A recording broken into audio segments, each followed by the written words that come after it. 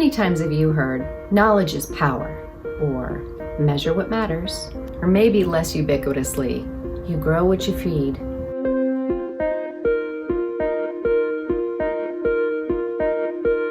Hi, I'm Megan Campion, an associate partner at Education Elements, and in this video, I will be sharing with you the definition of a Keystone habit, exploring ways that you could find your Keystone habit, and discussing the data habit cycle. This section is aligned with the sustainable element of the essential elements of data culture.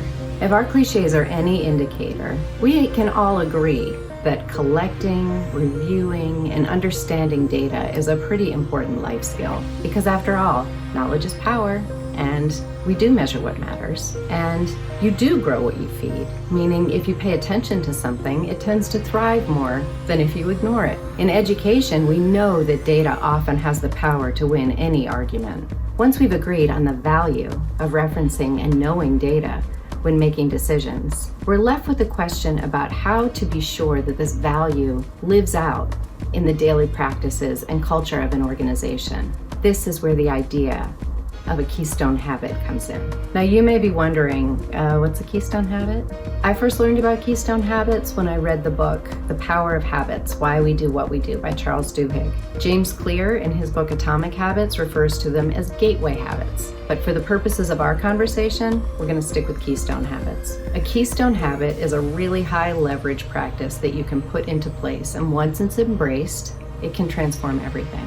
Embracing a Keystone habit harnesses the willpower and the attention of the group to focus on one really important thing. That offers the group clarity and some concrete actions that they can take to address a problem. Okay, but how do you find your Keystone habit? Well, a Keystone habit is going to have 4 characteristics. It's going to be aligned with your values. It's going to offer you small wins. It's going to naturally lead you down a more productive path, and it's going to be as easy as possible to start.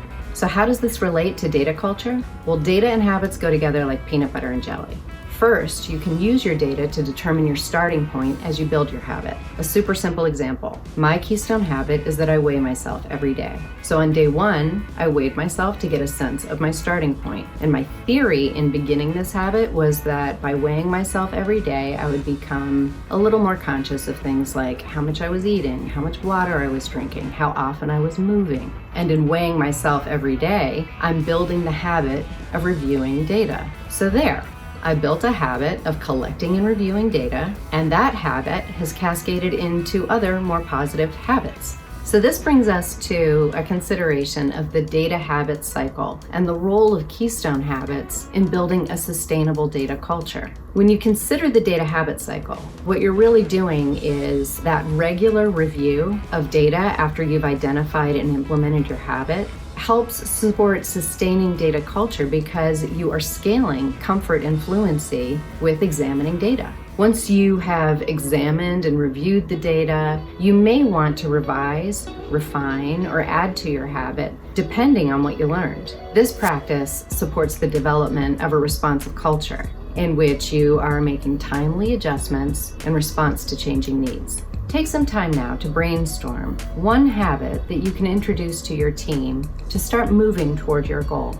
To recap, we discussed Keystone habits, those high leverage actions that are easily implemented that can have a domino effect for impacting change in either your life or your organization. We touched on how you can identify your Keystone habit by considering your goal and your values, and how the adoption and evaluation of that habit can support the development of a data culture on your team.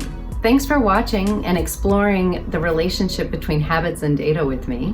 For more content from Education Elements, please be sure to follow us on Twitter. And if you enjoyed this video, please be sure to like this video and subscribe to our YouTube channel.